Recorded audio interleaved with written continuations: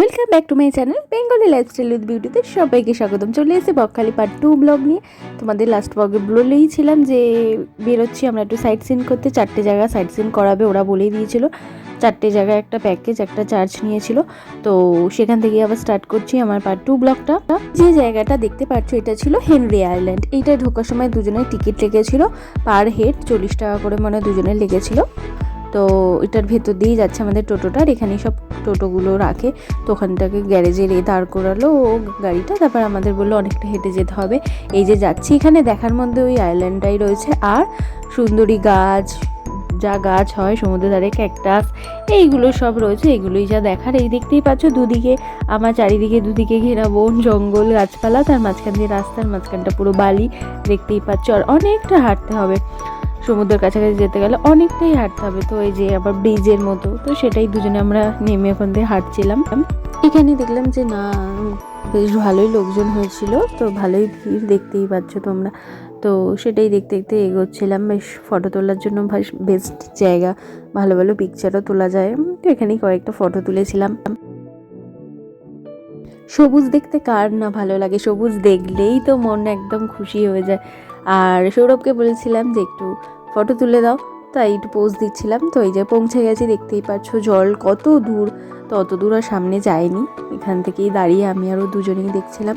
বেশ শান্ত নিরিবিলি একটা পরিবেশ, গুটি কয়েকজন লোক, যেহেতু 25শে ডিসেম্বরের আগে সবাই অত যায়নি, এবারে ভিড় হবে তোমাদের তো বললামই আগের ব্লগে। তো এই ব্লগটা যখন তোমরা দেখবে হ্যাপি নিউ ইয়ার হয়ে যাবে, হ্যাপি নিউ ইয়ার সবাইকে জানাই, নতুন বছরের অনেক অনেক শুভেচ্ছা। সবাই ভালো থেকো, সুস্থ থেকো, সবাইকে নিয়ে তোমরা ভালো থেকো। তো দেখতেই পাচ্ছি এটা না সুনামিতে এইটা পুরো ভেঙে পড়ে গেছিলো, সেটাই দেখাচ্ছিলো ওরা, আয়লা ঝড়ে যেটা হয়েছিল। তো তারপর একটু হাঁপিয়ে গেছি, এত ওখানেই হেঁটেছি, তো এতটা হেঁটে গেছি। তো ওখানেই চা কফি ছিল, ভেতরে একটাই স্টল ছিল, ওটা সরকারি ওদের মনে হয়।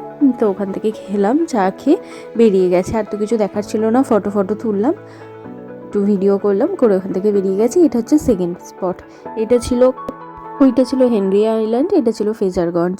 তো এখানে সব মাছগুলো যারা ধরতে যায় তারা আসে, আর সব মাছগুলো দেখছিলাম, সব ওরা কি সুন্দর করে নামাচ্ছিল এগুলো। এখানে এই বকখালিতে এর থেকে বেশি আর তো কিছু দেখার নেই আমার যা মনে হয়। আর আমরা যখন এখানে পৌঁছেছি, যেহেতু 2টোর পরে বেরিয়েছি, সানসেট হচ্ছে দেখতেই পাচ্ছ তোমরা।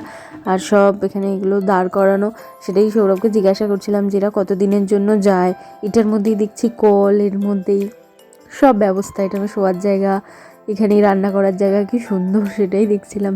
যে প্রতিটা মানুষ তারা তাদের কর্মক্ষেত্র, সবাই সবার লাইফে কত সুন্দর ব্যস্ত। এই দেখো কি সুন্দর ট্যাঙ্কির মতো জল রাখা, আবার কলও রয়েছে। মানে সত্যি মানুষের এক একজনের এক এক রকম জীবিকা, তো সেটা নিয়েই সবাই, তার মধ্যে দিয়েই সবাই সুন্দরভাবে বেঁচে আছে। ভালো লাগে আমার এগুলো দেখতেও, বেশ ভালো লাগে। 2টো জায়গা আমাদের এটা ঘোরা হয়ে গেল, এখান থেকে দুজনে একটু দেখলাম, দেখে রেখে তারপর 3 নম্বর স্পটে নিয়ে গেছিলো। এটা হলো 3 নম্বর জায়গা, এই যে এরকম ফাঁকা দেখতেই পাচ্ছ বকখালিটা। আমি যেটুকুনি দেখলাম যে এখানে যদি কেউ বয়স্করা আসে তাদের জন্য খুব খুব পারফেক্ট একটা নিরিবিলি স্মুদিং ওয়েদার, বেশ হালকা হালকা ঠান্ডা, যারা নিরিবিলিটা খুব পছন্দ করে, অসাধারণ অসাধারণ, খুব মাইন্ডটা একদম ফ্রেশ হয়ে যায়, খুব ভালো লাগে। দুজনের একান্তের গল্প, বেশ ফাঁকা ফাঁকা। অন্য জায়গায় যেরকম ভিড়, ওর থেকে যদি মনে করে কেউ একটু আলাদা এরমভাবে টাইম স্পেন্ড করবে, খুব ভালো। তো সৌরভ আর আমি এই সময় না একটা খুব গুরুত্বপূর্ণ আলোচনা করছিলাম, যাই হোক সেটাই দেখছিলাম। আর এদিকে অন্ধকার অন্ধকার হয়েও আসছে, পুরো অন্ধকার হয়েও গেছে। এইটা হলো 4 নম্বর জায়গা। এখানে হেনরি তো দেখেছি মাঝখানে দুটো নাম অত জেটি ঘাট একটা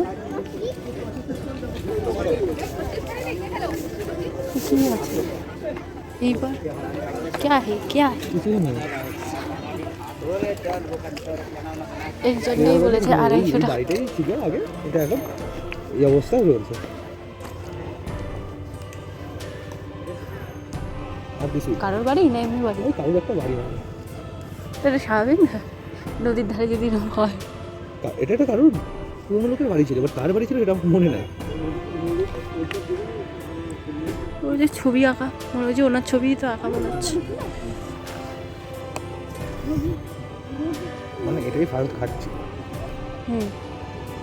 যেটুকু ওরকম দেখলে বকখালির মতো ওটাই ফ্রেজারগঞ্জ জেটি ঘাট। এটা হলো ফ্রেজারগঞ্জে জেটি ঘাট, এখানে এটা ফ্রেজারগঞ্জের জেটি ঘাট। ওপরে এগুলো দেখেছো সিগন্যালের? হ্যাঁ তাই তো, কি সুন্দর টাওয়ার বসেছিল। তো 4 নম্বর স্পট আমাদের ঘোরা হয়ে গেছে। এবার আমরা টোটোর দিকে এগোচ্ছি, আর দুদিকেই শুধু শুটকি মাছের দোকান, সব প্যাকিং করে করে শুটকি মাছ বিক্রি হচ্ছে। তাই সৌরভকে বলছিলাম একটু শুটকি মাছ দেখো না, একটু কিনে দাও না। বলছে না আমি এগুলো বুঝি না, এগুলো কীভাবে কিনতে হবে আমি জানি না। তো চারিদিকে যারা খেতে ভালোবাসো তারা তো জানোই, শীতকালে বেশ সবজি দিয়ে শুটকি মাছ খেতে হেব্বি, আমার তো খুবই ভালো লাগে। তো চারিদিকে শুটকি মাছ, আমি শুধু ভাবি যারা শুটকি মাছ বিক্রি করে সারাদিন এই গন্ধ শুকছে। তো ওখান থেকে ডাইরেক্ট আমরা বকখালি বিচে বললাম আমাদের ছেড়ে দিতে, এখন হোটেলে গিয়ে আর কী করবো, সন্ধে হয়ে গেছে। তো তারপরে একবারে ডাইরেক্ট বকখালি বিচে ওখানে ছেড়ে দিয়ে টোটো আমাদের চলে গেল। যেহেতু আমরা ফোন করলেই আবার ওনাকে পেয়ে যাব, তো আমাদের এখানে ড্রপ করে দিল। তো সেই দুদিকে সেই দোকানপাট কিছু টুকটাক কেনা ছিল, মার জন্য কিছু ব্যাগ ফ্যাগ কিনলাম, তো সেগুলো কিনলাম কেনাকাটি করে। তারপর সৌরভ বললো তো চলো তাহলে। আমি বললাম এই দোকানটা চাটা না 2 দিন খেয়েছি, খুব ভালো। এই দোকানটাতে এসেই আমরা দুজনে চা খেয়েছি, পুরো একদম পিওর ঘন দুধ দিয়ে বেশ ঘন করে চাটা করে, বেশ খেয়ে একদম। আর আমার যেহেতু ঠান্ডা লেগেছিলো, চাটা খেয়ে একদম খুব ফ্রেশ লাগে। তো তারপর সৌরভ বললো চলো কি মাছ খাবে দেখি।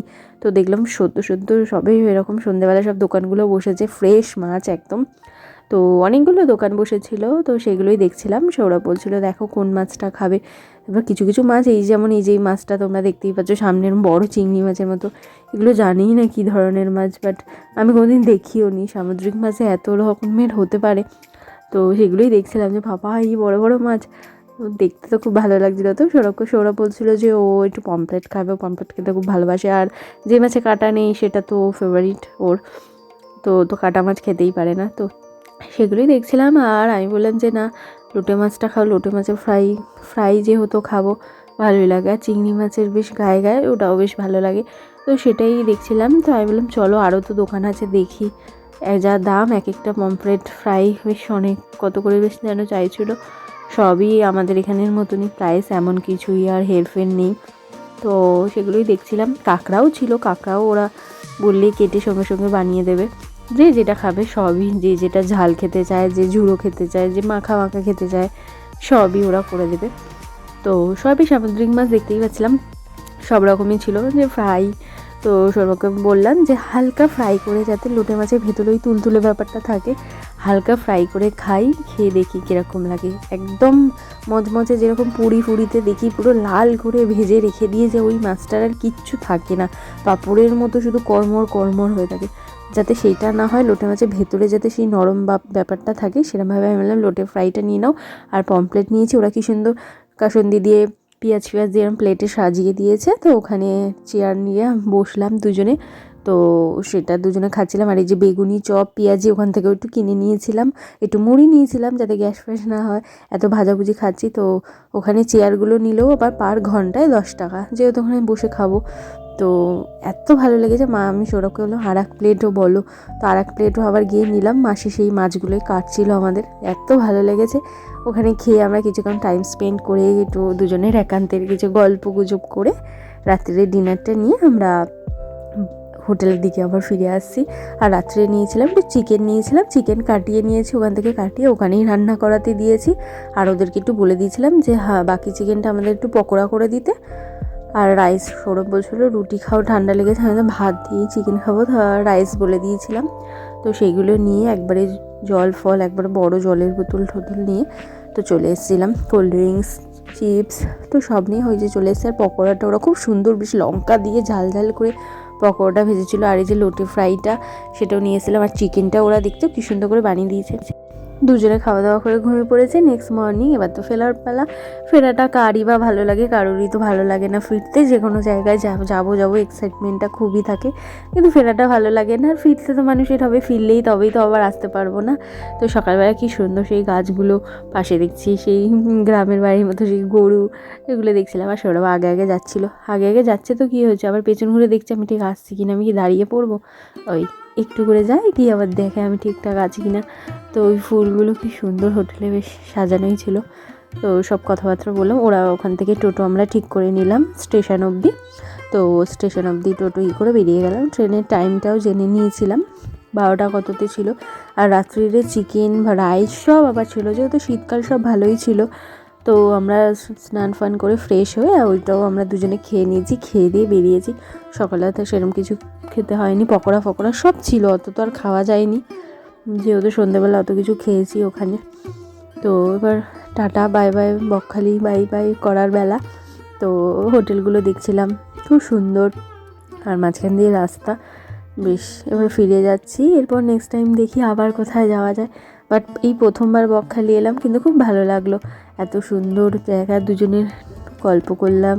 মাঝে মাঝে এরকম ঘুরতেও বেশ ভালোই লাগে, আর এগুলোই আমাদের স্মৃতি হয়ে থেকে যায় আমাদের সাথে, মাথার মধ্যে চোখের মধ্যে এগুলোই, মনের মধ্যে এগুলো থেকে যায়। তো কিছুই না, সামান্য এমনি কিছু জায়গায় গিয়েও দুজনে কথা বলো, সবাই সবার সাথে টাইম স্পেন্ড করো, এগুলো খুব ভালো লাগে লাইফে। এই টাইমগুলো না দুজন দুজনকে দেওয়া খুব স্পেশিয়াস আমার মনে হয়, কারণ দুজন দুজনকে টাইম দেওয়াটাও খুব উচিত মাঝে মাঝে। এই যে ও কাজের ছুটি নিয়ে এসেছে, দুজনে ঘুরলাম, মাইন্ডটাও ফ্রেশ হলো। এবার আসার পথে, যাওয়ার পথে শুরু করলো তাড়াতাড়ি টোটোটা দাঁড় করাও, টোটো তো স্পিডে যাচ্ছিলো স্টেশনে। ওখানে কী হচ্ছে দেখি শীতকালে এরকম গুড় জাল দিচ্ছে, গ্রামের সেই পিওর খাঁটি গুড়। আমি তো দেখেছি, আমি তো নিয়ে যাবোই। তো দাঁড়িয়ে পড়েছিলাম, সেইগুলো দেখলাম, ওখানে অনেকেই দাঁড়িয়ে পড়েছে, যারা আর কি বকখালি যাচ্ছে তারা দেখলো। তো আমি বললাম সৌরভ নেবো আমি ঝোলা গুড়, সেই হেভি লাগে, এরকম কোনো দিন আমি দেখিনি। বাট শীতকাল আসছে তো পায়েস ফায়েস খাওয়াই যাবে, তো আনতে পারিনি, মাকে দিয়ে সঙ্গে সঙ্গে পায়েস করে খেয়েও নিয়েছি। তো ঝোলা গুড় সৌরভকে সেটাই জিজ্ঞাসা করছিলাম কত করে, তো সেগুলোই ও জিজ্ঞাসা করে বলছিল অসাধারণ অসাধারণ। কেউ যদি বকখালি যাওয়ার পথে দেখবে এরকম রাস্তার ওপর পরে বেশ গুড়ের এইগুলো, এখান থেকে কোনো দিন গুড় নিয়ে দেখো, অসাধারণ হেভি টেস্ট। আর কি গন্ধ গুড়ের, পুরো পিওর গুড়। আমাদের এখানে এরকম পাওয়া যায় কিনা জানি না, বাট গুড়টা খুব ভালো ছিল। তো সেইখান থেকে নিয়ে নিলাম বাড়ির জন্য। আর এই ব্রিজটা মনে হচ্ছে আগে মনে হয় ছিল না, এখন মনে হয় হয়েছে, জানি না, খুব সুন্দরভাবে হাওড়া ব্রিজের মতো ব্যাপার লাগছে, বেশ ব্রিজটা নতুন এরম হয়েছে। ওরা বেশ কৌটোতে প্যাকিং করে খুব সুন্দরভাবে ওরাও গুড়টা বেশ গুছিয়েই দেয়। তো সেগুলো সব গুছিয়ে নিয়ে নিয়েছি যাতে পড়ে না যায় সেইভাবে। তো নিয়ে তো এই ফিরছি। বকখালি ট্রিপটা আমাদের খুব ভালোই ছিল। তো এরকম ছোটো ছোটো ট্রিপ যদি তোমাদের ভালো লেগে থাকে, আমি অবশ্যই এরকম নিয়ে আসবো। আর একটু নেমে একটু আখের রস খাবো ভাবলাম, সৌরভকে বললাম একটু আখের রস খাবো। তো আখের রস খেলাম, তো বেশ ভালোই ছিল, একটু বিট নুন দিয়ে দিয়েছিল, বেশ মিষ্টিটাও কম ছিল। উনি বললো যে মিষ্টি বেশি কিন্তু ভালো হয় না, জানি না সেটা উনি বললো। তো স্টেশনে গিয়ে ওয়েট করছিলাম ট্রেন আসবে বলে। আসার পথে আমরা একটু মাটন বিরিয়ানি নিয়ে চলে এসেছিলাম, আর চিকেন তো আমাদের ছিলই হোটেলে, সেইটাও নিয়ে এসেছিলাম। আর বাড়িতে এসে একটু শশা কেটে নিয়েছি। তো চিকেন বিরিয়ানি দুজনে মিলে, মাটন বিরিয়ানি এসে তাড়াতাড়ি করে মুখ হাত পা ধুয়ে দুজনে দুপুরে লাঞ্চ করে নিলাম। 4টের মধ্যে চলেও এসেছি, অসুবিধাও হয়নি। দুজনে এসেই তাড়াতাড়ি ফ্রেশ হয়ে খেয়ে নিলাম। তো আজকের মতো টাটা। যদি তোমাদের ভালো লেগে থাকে তাহলে অবশ্যই লাইক শেয়ার কমেন্টটা করতে কিন্তু একদমই ভুলবে না, সাবস্ক্রাইবটা করে দিবে।